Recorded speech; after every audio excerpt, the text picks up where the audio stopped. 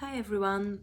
Today I'm going to talk about mindful parenting, and I'm going to talk about one of the main elements of mindful parenting, which is responding rather than reacting.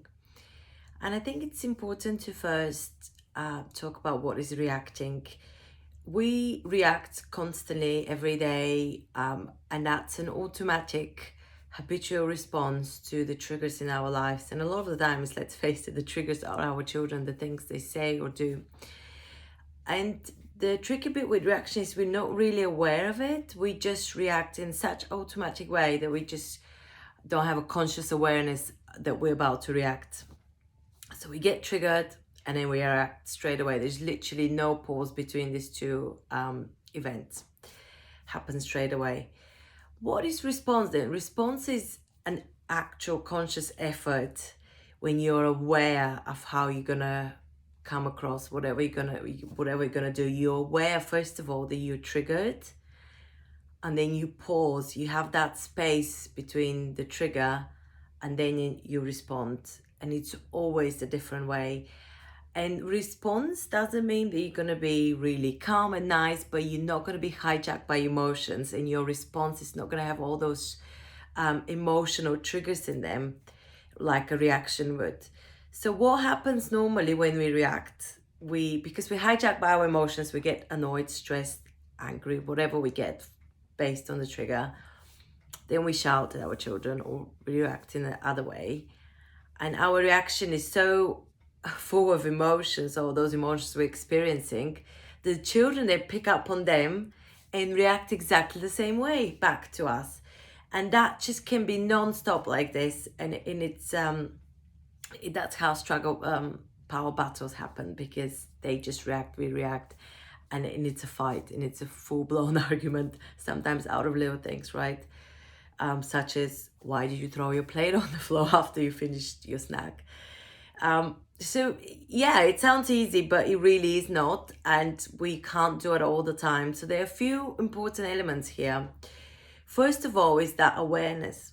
So when you get triggered, the step one is to be aware of your body response to that trigger. For me, for example, I can literally feel my blood pressure going up, like my blood is boiling, it's like a pressure cooker. And I need to catch that moment before the pressure cooker, there's seconds really, that before it goes off and I go, to be like, okay, I'm gonna take 3 deep breaths. So that's it. You catch that moment. You're aware that you're triggered and you want to shout and you want to react, and then you take a pause. I do 3 deep breaths, like,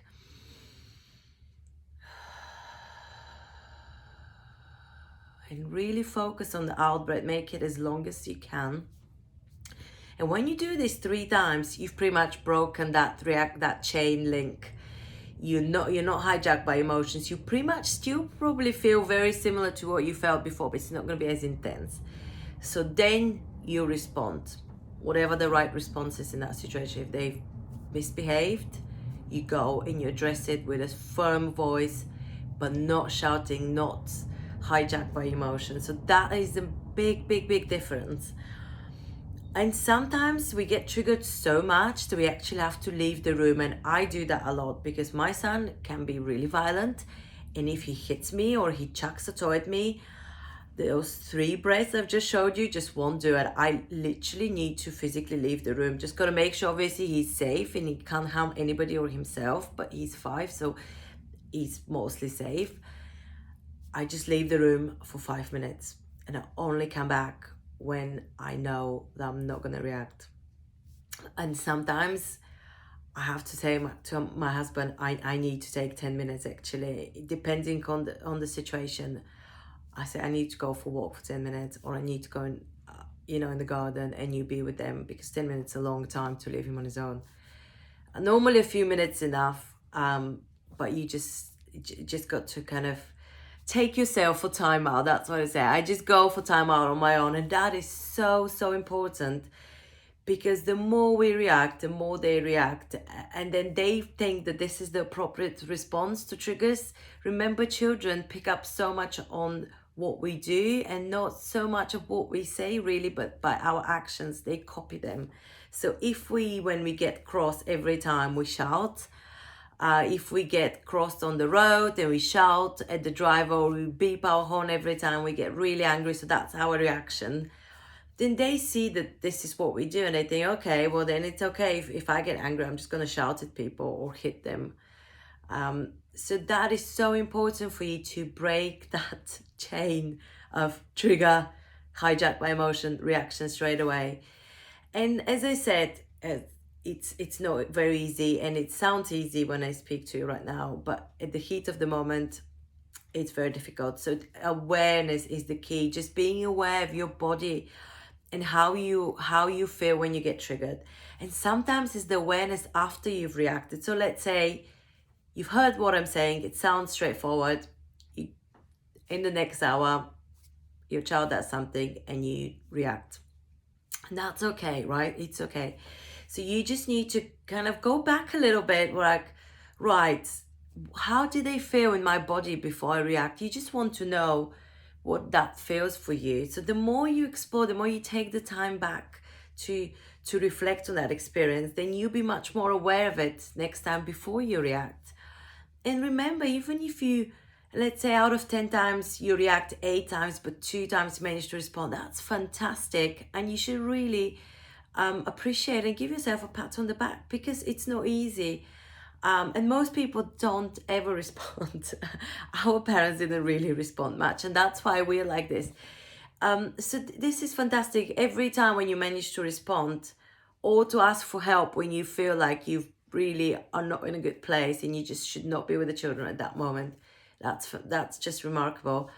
In practice, it really is that. But if you have reacted, so this is really important, if you have reacted and you've shouted at the children, or you've pulled them a little bit hard, or whatever you've done, it doesn't matter really, it's and you think that wasn't really the right thing to do, I think that what we need to do is own up to it.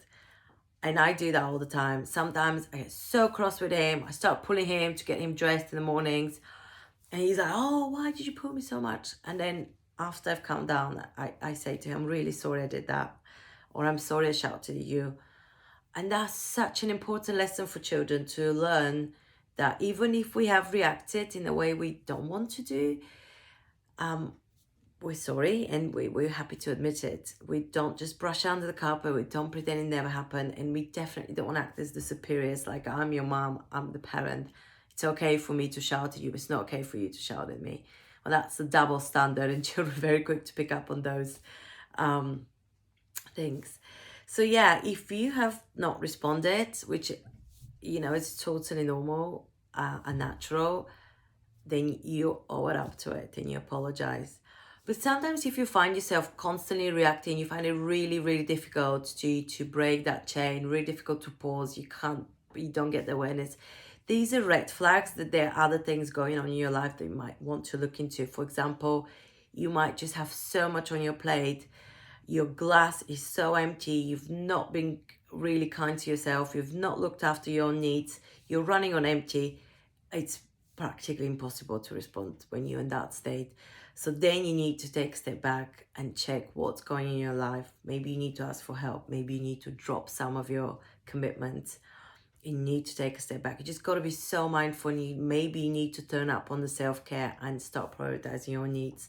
And I'll talk about that in another video, but these are just kind of things to look out. And if you find it just really difficult to respond, no matter how much you try, you just might need to look into the bigger picture here. And of course, the best way to practice mindfulness is through meditation. I'm going to talk you through roughly 10 minutes meditation. It's called Mindfulness of Breath. And we're going to be focusing just on the sensations of our breath in the body. And I really think it's super important to, like, meditating, finding time to meditate is just such an act of self-care. I do this every evening when my children go to bed, and it is really important. It's my time to unwind and just to check in of what's going on with me. You can do it in the mornings, lunch break, whenever you get the moment. It's only 10 minutes. You might have to prioritize this and not spend 10 minutes watching TV or responding to messages and stuff. So yes, really, really important. And the best way to meditate, especially this type of meditation, you can do it lying down, of course, and I do it lying down only if you're not too tired because you might fall asleep.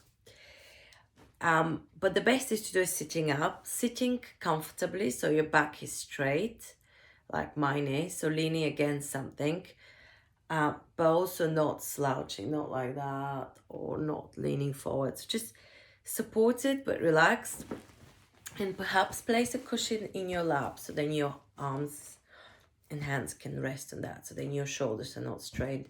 It's important to be alert but also comfortable, because if you're not comfortable, then when you try to meditate, your attention will constantly be pulled into your body, just not feeling comfortable.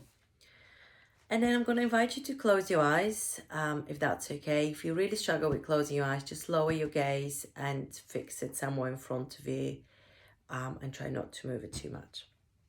Okay, so we're going to start. Right, so let's begin by closing our eyes. And really feel the points of contact between your body and whatever you're sitting on.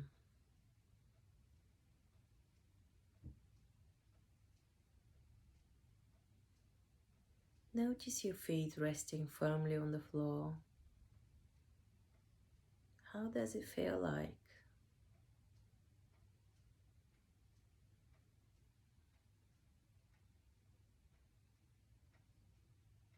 Notice the body being fully supported by the chair or sofa or bed.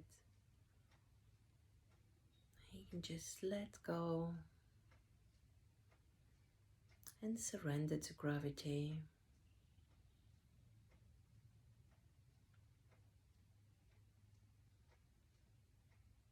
Feel fully supported by whatever you're sitting on.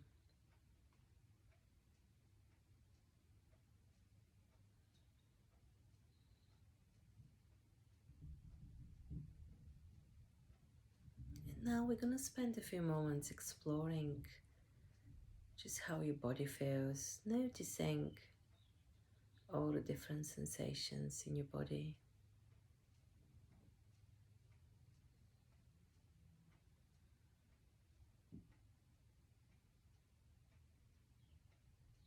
Pleasant or unpleasant sensations. We're just noticing them, not trying to change them in any way. Just being with them.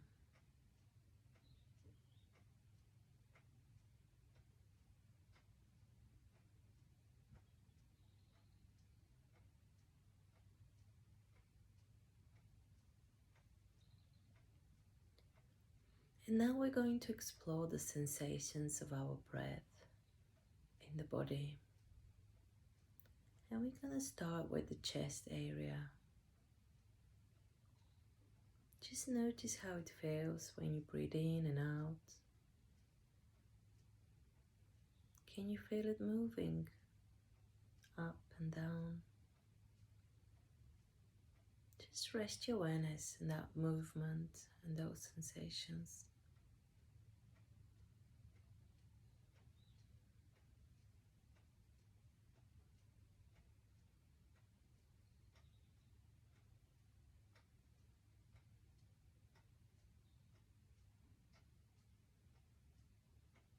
And if at any time your mind starts wandering, just notice where it's gone and gently bring it back to the sensations of the breath. And like this as many times as you need to.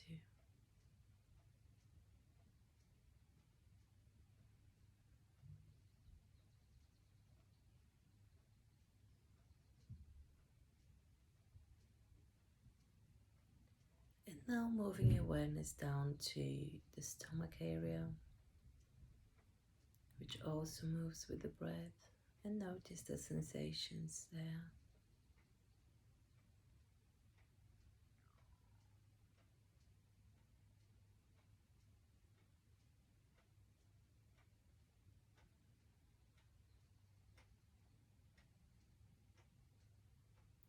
And now moving down to the belly, the abdomen.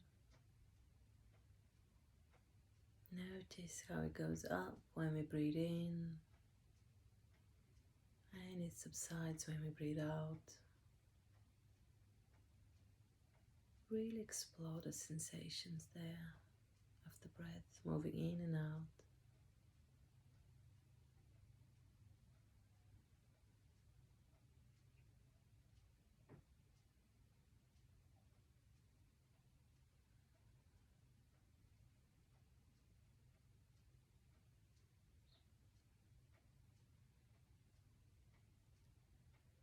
And now we're gonna let go of the front of the body and move to the back. The back also moves with the breath in a more subtle way than the front of the body. And just see if you can notice those gentle movements when we breathe in and out. Noticing them in the lower back, middle of the back, and the upper back.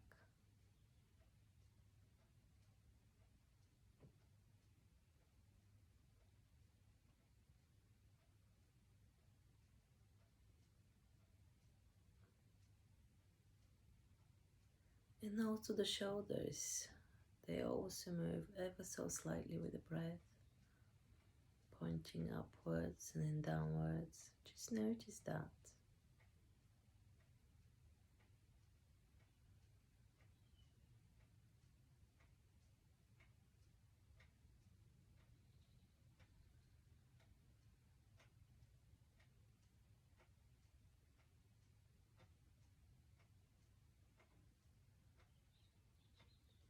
And now let go of the back, and we're going to bring our awareness to the tip of the nose, where the breath enters the body first.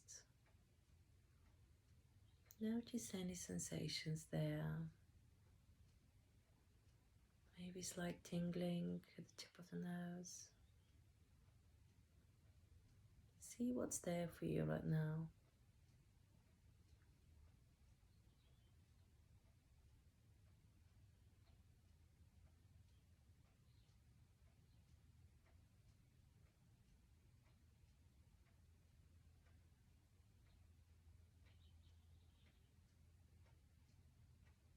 And notice how the breath is slightly cooler when it first enters the body, and it's warmer when we breathe out.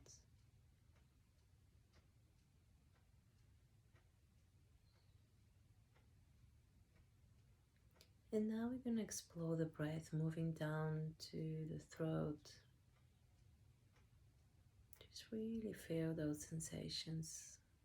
The breath moving in and out through your throat. What does it feel like?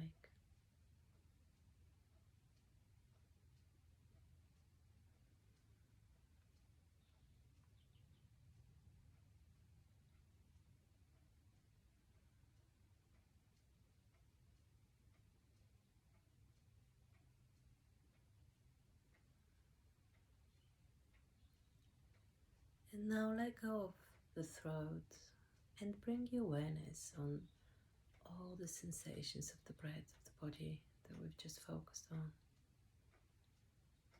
So hold all those sensations in your awareness for a few moments.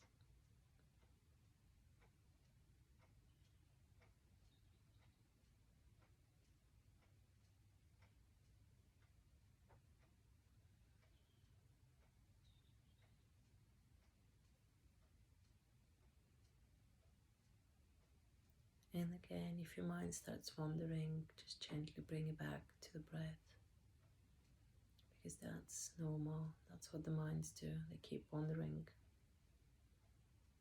And we just, every time when we notice, we're being mindful.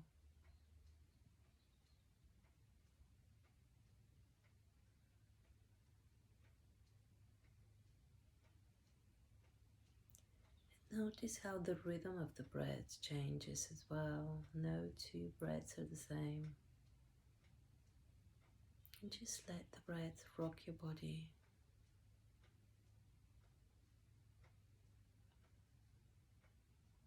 So gently.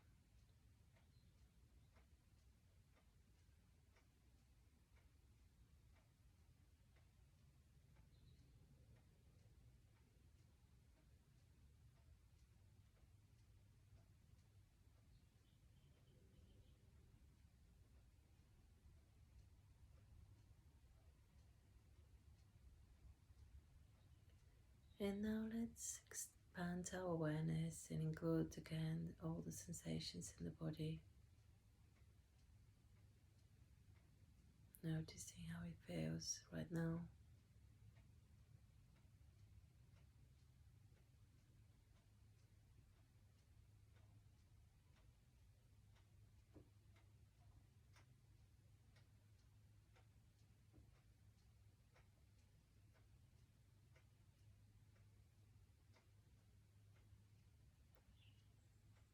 As I'm going to close this meditation in a moment, start introducing gentle movements by wriggling your fingers, your toes,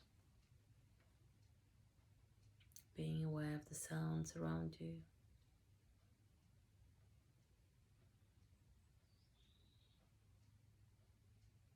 And now when you're ready, open your eyes.